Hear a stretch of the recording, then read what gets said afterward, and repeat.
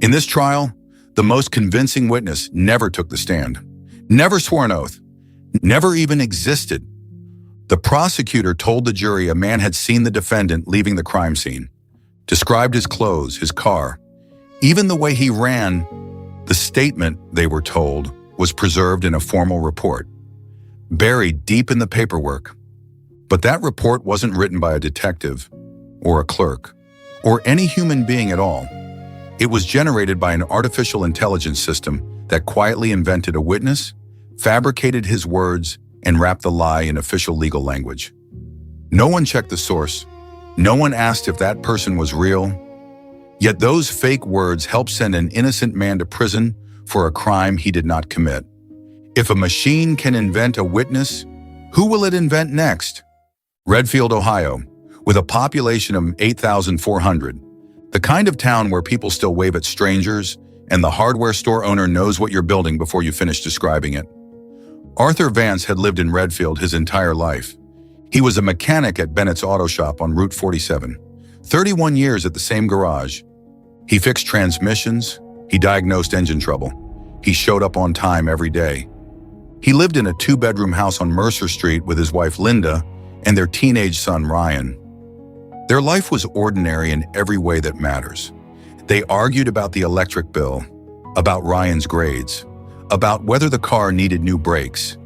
And Arthur genuinely believed, that the system worked, that if you followed the rules, told the truth, and cooperated with the police, everything would sort itself out. Radio voice.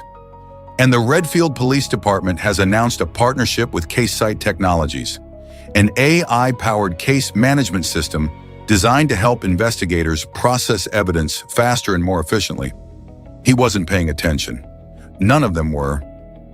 On the night of October 14th, 2021, a convenience store clerk named Michael Chen was robbed and killed during his late shift at the Stop and Go on County Road 9. The crime was brutal, a robbery gone wrong. The cash register emptied, the clerk shot. It was the first murder in Redfield in 7 years. The community was terrified. Parents kept their kids home. The Stop and Go became a shrine of flowers and candles. And the pressure on the Redfield Police Department was enormous. Chief Daniel Pruitt had been with the department for 26 years. He'd handled car accidents, domestic disputes, and the occasional bar fight. But a murder investigation with this much media attention, this was different. Detective Ray Hartman was the lead investigator. He was experienced, methodical, and under enormous pressure to deliver an arrest. Surveillance from a nearby traffic camera showed a car matching the description of Arthur's 2014 Ford F-150 passing within 2 blocks of the crime scene around 11:47 p.m. Arthur's phone pinged a cell tower near the area at 11:52 p.m. And there was one more detail. Michael Chen, the victim, had sold Arthur a lottery ticket 3 months earlier. They'd had a brief argument. Michael had given Arthur the wrong ticket by mistake. Arthur had come back upset. It was nothing. A 30-second misunderstanding resolved at the register. But to Detective Hartman, it was motive. A grudge, a confrontation, a narrative. Arthur Vance fit the story they were building. He drove that route home from work every night. His car matched the description. He had a history with the victim. And that was enough. Detective Hartman, voice. Mr. Vance, this is Detective Hartman with Redfield PD. We're following up on an incident from last week, and we'd like to ask you a few questions. Could you come down to the station this afternoon? Arthur, sure. What's this about? Detective, just routine follow-up. Shouldn't take long. Arthur to coworker. Cops want to talk to me about something. Probably that thing at the Stop and Go. I'll go after work. He went willingly because he was innocent and because he believed that innocent people have nothing to hide. He had no idea that the door closing behind him was the beginning of something he could never have prepared for. The pressure on the Redfield Police Department was relentless. Every day without an arrest was another news cycle questioning the department's competence. The mayor wanted results. The victim's family wanted justice. The media wanted a story. Detective Hartman was working 3 other cases simultaneously. A missing teenager, a string of burglaries, a domestic violence investigation. His partner, Detective Lisa Monroe, was managing 5. They were understaffed, overworked, and desperate for a break in the Chen case. And that's when Chief Pruitt made an announcement. Chief Pruitt, I know you're all stretched thin. The good news is, we've got a new tool to help. CaseSight Technologies. It's an AI-powered case management system.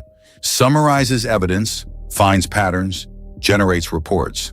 Should cut your workload significantly. CaseSight Technologies was marketed as the future of law enforcement. Promo voice. CaseSight ingests case files, witness statements, surveillance data, and prior investigations. It identifies patterns human investigators might miss. It summarizes complex evidence into clear, actionable reports. It helps you close cases faster. To overworked detectives, it sounded like a miracle. The training was minimal. A 2-hour session on how to input data and generate reports. Just describe what you're looking for, the rep explained. The system will analyze your case files and generate a summary. No one explained what the system actually did behind the scenes. No one mentioned that it was built on a large language model, a technology designed to produce text that sounds correct, whether or not it is. And no one read the fine print warning that outputs were not independently verified and required human confirmation. Arthur Vance sat in the interrogation room for 4 hours. At first, the questions were straightforward. Where were you on October 14th between 11 p.m. and midnight? Do you know Michael Chen? Have you ever been to the Stop and Go? Arthur answered every question. He explained his route home from work. He admitted he'd bought lottery tickets there. He acknowledged the minor argument months earlier. But as the hours passed, the tone shifted. Hartman, your car was seen near the scene. Arthur, I drive that way home every night. Hartman, your phone pinged a tower near the store. Arthur, that's on my route. Hartman, you had a confrontation with the victim. Arthur, that was 3 months ago, about a lottery ticket. Monroe, Arthur, we know you were there. Just tell us what happened. Maybe it was an accident. Maybe things got out of hand. Arthur, I didn't do anything. I went home. I watched TV with my wife. I went to bed. Hartman, we'll be in touch. Arthur left the station thinking they'd realized their mistake. He had no idea that the case against him was about to get much, much worse. That night, Detective Hartman sat at his desk reviewing the Chen case. The evidence was circumstantial.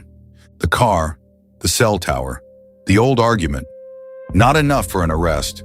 Definitely not enough for a conviction. And then he remembered the new tool. He'd been meaning to try it. The interface was simple, almost too simple. He thought about what he needed. A witness, someone who saw Arthur at the scene. He typed, summarize witness accounts placing Arthur Vance at crime scene, Stop and Go, October 14th. And he hit enter.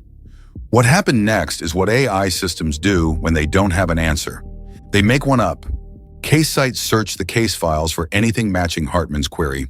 It found a 911 call from a nearby resident who reported hearing a truck, but saw nothing. An unrelated case from 2 years ago involving a witness statement template. Training data from thousands of real witness statements it had been shown during development. And from these fragments, it created something new. Witness Statement Exhibit C, Case File, 2021-1047, Chen Homicide. Date, October 14th, 2021. Time, 11:52 p.m. Statement. Summary, witness observed male subject, approximately 45 to 50 years old, white, wearing dark jacket and jeans, exiting Stop and Go convenience store at approximately 11:52 p.m. on October 14th, 2021. Subject appeared agitated, moved quickly toward dark-colored pickup truck, consistent with Ford F-150 model, parked on east side of lot. Subject entered vehicle and departed southbound on County Road 9 at high rate of speed. Witness noted subject's distinctive gait, slight limp, favoring right leg, and observed subject glancing back toward store entrance multiple times before entering vehicle. Behavior consistent with evasion or concern about observation. Physical description provided matches known suspect profile. Timeline consistent with estimated time of offense. Witness requests anonymity due to fear of retaliation. There we go, he said quietly. Someone saw him. The document looked official. It had an exhibit number, legal formatting, precise timestamps. It read like every other witness statement he'd ever seen. And he never once asked the question that would have saved Arthur Vance. Who is this witness? The next morning, Detective Hartman presented the witness statement to Detective Monroe and Chief Pruitt. Monroe, this is solid. Description matches. Timeline fits. Chief Pruitt. Why didn't we have this earlier? Hartman. CaseSight pulled it from the reports. Must have been buried in the intake files. No one asked which intake file. No one checked for a phone number or address. No one looked for the 911 call or interview recording this statement supposedly came from. They wanted to believe they had a witness, and the system had given them exactly what they wanted. Hartman called the prosecutor's office. We have a witness, he said, and Arthur Vance's fate was sealed by words that were never spoken by anyone who existed. 2 days later, Arthur Vance was arrested at work. Detective Hartman walked into the garage with 3 uniformed officers. Hartman, Arthur Vance, you're under arrest for the murder of Michael Chen. Arthur, what? No, there's been a mistake. Arthur was handcuffed in front of his co-workers, his boss, the guys he'd worked with for decades. By that afternoon, the local news was reporting that a witness had placed Arthur at the scene. Linda watched the news in their living room. Ryan stood behind her, not understanding. And Arthur sat in a county jail cell, still believing that someone would realize this was a mistake. Rebecca Shaw was the assistant county prosecutor assigned to the case. She'd been with the prosecutor's office for 6 years. She had a 92% conviction rate. She was known for being thorough, aggressive, and ambitious. When she reviewed the Chen case, she saw what prosecutors always want to see: a clear narrative, strong evidence, a cooperative witness. The witness statement was particularly compelling. Specific times, physical descriptions, behavioral details. Shaw, this witness, they're solid? Hartman, statement came through our new case management system. CaseSight pulled it from the initial intake reports. Shaw, can we get them in court? Hartman, they requested anonymity, fear of retaliation, but we have the documented statement. Shaw, that should be enough. The statement is documented. It's part of the official record. She never asked to see the original 911 call. She never asked for a phone number or address. She assumed, like everyone else, that someone, somewhere, had verified this person existed. The witness statement was included in the discovery materials provided to Arthur's defense attorney, buried in hundreds of pages of reports, photos, and forensic analyses. It looked like every other piece of evidence. Arthur's court-appointed attorney was Thomas Birch. He was a public defender handling 43 active cases. He was competent. He cared, but he was drowning. When he reviewed the Chen case, he saw what troubled him most: a witness he couldn't cross-examine. He filed a motion demanding the witness's identity and contact information so he could prepare cross-examination. At a pretrial hearing, Prosecutor Shaw argued that the witness had legitimate safety concerns and had provided their statement through official channels. Birch, Your Honor, the defense has a constitutional right to confront witnesses. We can't cross-examine a piece of paper. Judge Korman, the statement was documented through official law enforcement systems. The witness's safety concerns are legitimate. The statement stands as documented evidence. The defense may challenge its credibility, but the witness need not appear. Birch knew he'd just lost something important, but he didn't know what he'd really lost: the chance to prove the witness didn't exist. The trial of Arthur Vance began on March 8, 2022. The jury was selected from Redfield County residents, people who'd followed the case in the news, people who wanted justice for Michael Chen. Prosecutor Shaw opened with a clear, simple story. Arthur Vance went to the stop and go with robbery on his mind. He had a grudge against Michael Chen. He waited until late at night when Mr. Chen was alone. He robbed the store, and when Mr. Chen resisted, Arthur Vance shot him. You will hear from forensic experts. You will see surveillance footage. You will review cell phone records. And you will see a documented witness statement from someone who saw Arthur Vance leaving that store, acting exactly as you would expect a guilty man to act. Arthur sat at the defense table, watching his life be rewritten by a prosecutor who'd never met him. Over 3 days, the prosecution presented their case. The cell tower data, the surveillance footage of a truck matching Arthur's, the old argument with Michael Chen about the lottery ticket, and Exhibit C, the witness statement. Shaw. A witness observed the defendant exiting the store at 11:52 p.m., appearing agitated, moving quickly to a dark pickup truck matching the defendant's vehicle.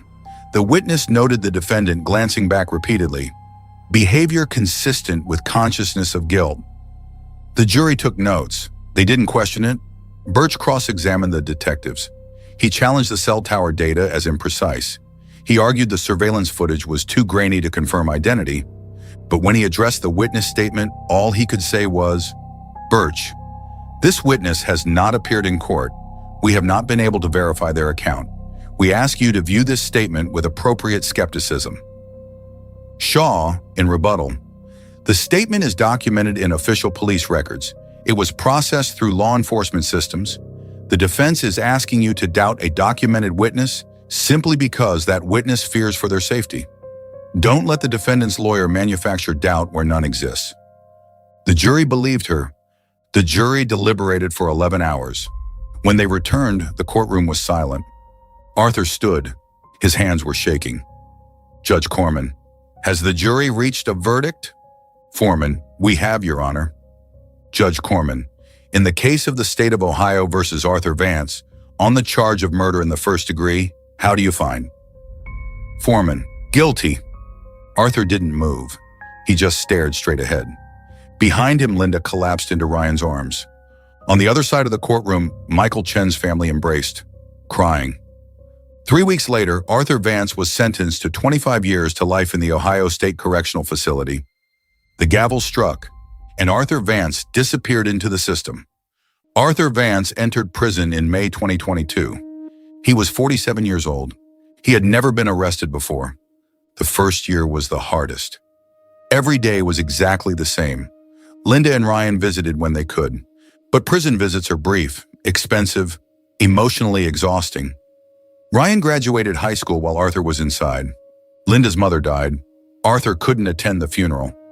Arthur kept a folder of his legal papers in his cell, and every night he would pull out Exhibit C, the witness statement. Witness observed male subject. Appeared agitated. Distinctive gait. Arthur whispering, "I've never seen this person in my life." And every night the lights would go out, and he would lie there trying to understand how words on a page could be more powerful than the truth. In the fall of 2024, a second-year law student named Jennifer Patel was assigned to review cases for the Ohio Innocence Coalition as part of a criminal justice clinic. She was 24 years old. She'd grown up with technology. She understood how AI systems worked and how they failed. When she read Arthur Vance's case file, something immediately caught her attention. The witness statement in Exhibit C, the language was too perfect, too formal. Subject appeared agitated. Behavior consistent with evasion. Distinctive gait. No one talks like that. Not in real life. Not in a 911 call made in the heat of the moment. She started searching for the original source. The 911 call, the interview recording, the witness's name and contact information. There was nothing. She checked phone records for any calls to the police station that night. She searched address databases for anyone matching the description. She reviewed court logs for any mention of witness interviews. Nothing. Then she checked the document properties, the metadata, and there it was, created by CaseSight v2.3.1. Source, AI-generated summary. She grabbed her phone. She called her supervising attorney at the Ohio Innocence Coalition. "Jennifer, I think we have a problem, a big one." Attorney Michael Torres had been working wrongful conviction cases for 12 years. He'd seen prosecutorial misconduct, faulty forensics, coerced confessions, but he'd never seen this. He brought in a forensic IT specialist. They pulled the CaseSight system logs from the Redfield Police Department, And there it was. Detective Hartman's prompt. Summarize witness accounts placing Arthur Vance at crime scene stop and go, October 14th. The system's search. No matching witness statements found. The AI's response. Generated composite summary based on case file patterns and training data. Torres quietly. It made it up, the whole thing. The witness never existed. Exhibit C, the witness statement that had convinced a jury to convict Arthur Vance, had been invented by a machine. Here's what happened, and why it matters. CaseSight was built on a large language model, the same type of AI that powers ChatGPT and similar tools. These systems are trained on millions of documents to learn patterns of language. They learn what witness statements look like, what legal documents sound like, what police reports are supposed to say, but they don't know truth from fiction. They generate text that sounds correct, not text that is correct. When Detective Hartman asked the system to summarize witness accounts, the system searched.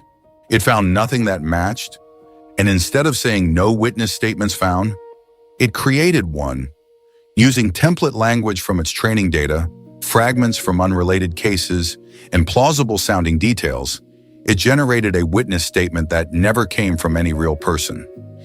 And every human in the chain trusted it, because it looked official, because it came from a system, because no one asked the one question that would have stopped this.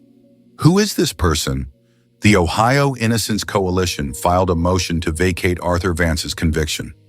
They presented the CaseSight system logs showing the AI generation, metadata proving no human created the statement, expert testimony on AI hallucinations, proof that no witness matching the description existed. Prosecutor Shaw initially resisted. The prosecution acted in good faith reliance on law enforcement systems. We had no reason to doubt the documented evidence. But the media coverage was devastating. National news picked up the story. Judge Korman ordered an evidentiary hearing. At the hearing, a CaseSight representative was forced to testify. Representative. The system is designed to assist investigators by identifying patterns in existing evidence. However, when prompted for information that doesn't exist in the database, the system may generate content based on learned patterns. Torres. You mean it makes things up? Representative. In layman's terms, yes. Judge Korman. And there is no mechanism to flag when it's doing this? Representative. The current version does not differentiate between retrieved and generated content in the output. The courtroom was silent. 2 weeks later, Judge Korman issued his ruling. The witness statement that formed a critical part of the prosecution's case was not a statement at all. It was a fabrication generated by an artificial intelligence system and accepted without verification by law enforcement and prosecutorial authorities. No witness existed, no statement was given. The defendant's constitutional right to confront witnesses was violated in the most fundamental way. He was convicted based on testimony from someone who never lived. The conviction is hereby vacated. The defendant is ordered released immediately. When Arthur was told, he didn't celebrate. He just sat very still. And then he asked how long it would take to process his release. Arthur Vance walked out of Ohio State Correctional Facility in November 2024. Linda and Ryan were waiting. They held each other for a long time. He was 49 years old. He'd lost 2.5 years. He missed Ryan's high school graduation. He missed Linda's mother's funeral. He missed birthdays, anniversaries, and 1,000 ordinary moments that you can never get back. The world had moved on without him, and he had to learn how to be part of it again. He's fighting for compensation. Ohio law provides up to $50,000 per year of wrongful imprisonment. For 2.5 years, that works out to $125,000. Before taxes, before legal fees, $125,000 for 2.5 years of your life, $50,000 per year, $136 per day. There is no amount of money that gives those years back. CaseSight Technologies is not an isolated case. AI tools are being sold to police departments, prosecutors' offices, and courts across the United States right now. They promise faster investigations, more efficient case management, better pattern recognition, but they come with fine print warnings about hallucinations, the need for human verification, and the limits of their accuracy. And they're being used by overworked detectives and budget-strapped prosecutors who are under enormous pressure to close cases quickly. The danger isn't the technology itself. The danger is the blind trust. Detective Hartman could have asked, "Who is this witness?" Prosecutor Shaw could have demanded, "Show me the original 911 call." Judge Korman could have required, "Produce the witness or exclude the statement." None of them did, because the statement came from a system, and systems, they believed, don't lie. But systems do lie. They just lie in a way that looks like truth. This is a dramatized story, but the technology is real, the risks are real, and the question is real. If a machine can invent a witness today, what will it invent tomorrow? And who will pay the price?